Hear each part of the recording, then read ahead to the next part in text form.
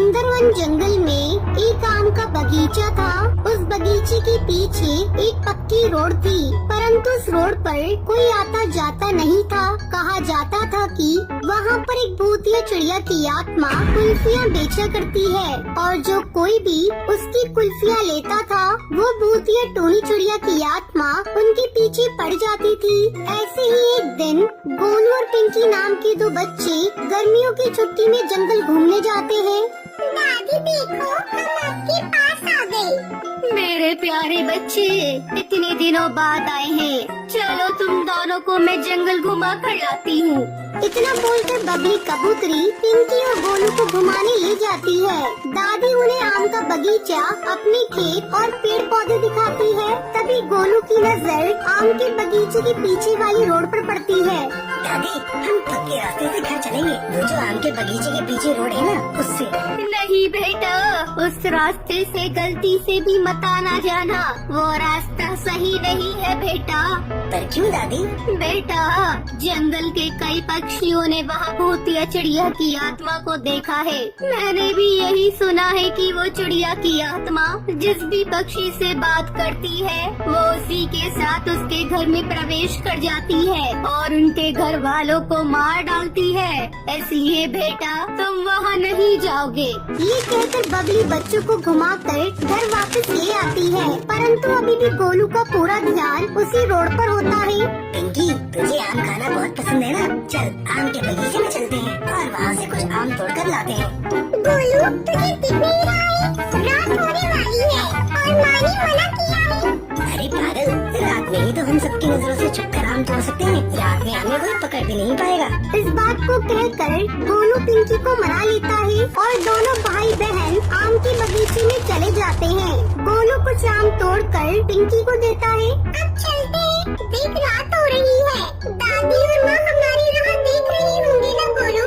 अच्छा ठीक है, हम इस पक्के रास्ते से जाते हैं। रोड से जाएंगे तो घर जल्दी पहुँच जाएंगे। पिंकी गोलू चिड़ा को काफी समझाती है, लेकिन वो उसकी एक नहीं सुनता। इतना बोलकर पिंकी वहाँ से चली जाती है और गोलू उसी पक्के रास्ते से जाता है।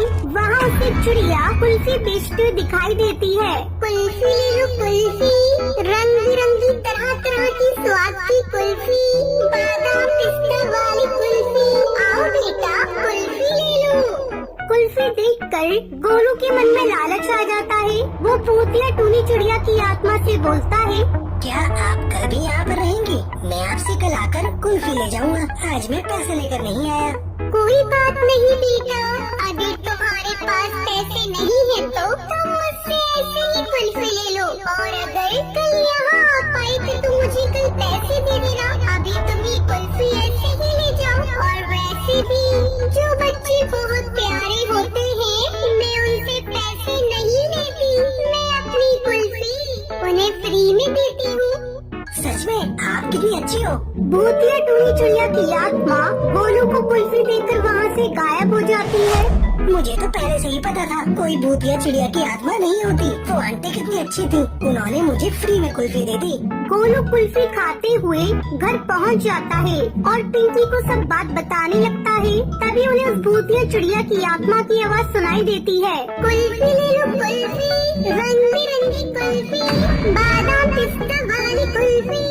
पिंकी, ये तो उसी कुल्फी वाली की आवाज़ है जिससे मैंने ये कुल्फी खरीदी थी। पर वो यहाँ कैसे आ गई? वो दोनों अपनी छत पर जाते हैं। वहाँ भूतिया टूनी चिड़िया की आत्मा अपने असली रूप में कुल्फी बेच रही थी। आओ बच्चों, ये कुल्फी खा लो, बहुत ही स्वादिष्ट है। ये कहकर भूतिया टूनी चिड़िया की आत्मा पिंकी और गोलू को मारने वाली होती है। तभी घर का दरवाजा खुलता है। टुनटुनी और बबली कबूतरी हाथों में दुर्गा माता की मूर्ति लिए घर के अंदर आ रही थी। तभी वो भूतिया टूनी चिड़िया की आत्मा वहाँ से गायब हो जाती है।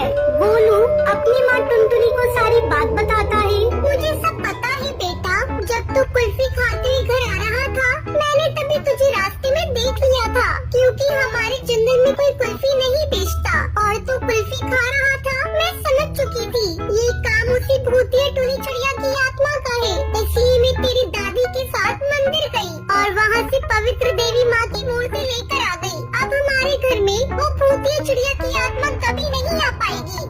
माँ, वो भूतिया टूनी चिड़िया की आत्मा कुल्फियाँ बेचकर पक्षियों के घरों में आती है। बेटा, आज से कई साल पहले उस रोड पर एक चिड़िया कुल्फी बेचा करती थी, परंतु उनके कुछ दुश्मनों से उसकी तरक्की नहीं देखी गई और उसकी कुल्फी में उन्होंने जहर मिला दिया। वो कुल्फी जब बच्चों ने खाई तो उनकी तबीयत खराब हो गई, कुछ की तो जान चली गई, जिसके बाद उन बच्चों के माता पिता ने उस चिड़िया को खूब मारा। वो बेचारी वहीं मर गई। बस तभी से वो जंगल वालों को तंग करती है। बेटा, इसलिए जंगल वालों ने उस रास्ते से आना जाना ही बंद कर दिया। पर आज भी वो भूतिया टूनी चिड़िया की आत्मा उसी जगह पर रात को अपनी कुल्फियाँ बेचती है। ये सुनकर गोलू को अपनी गलती का एहसास हो जाता है और वो अपनी माँ और दादी से माफी मांगता है। सुंदरवन के जंगल में टुनटुनी चिड़िया अपने पति कालू कौवे के साथ रहती थी। कालू कौवा जंगल में मजदूरी करता था।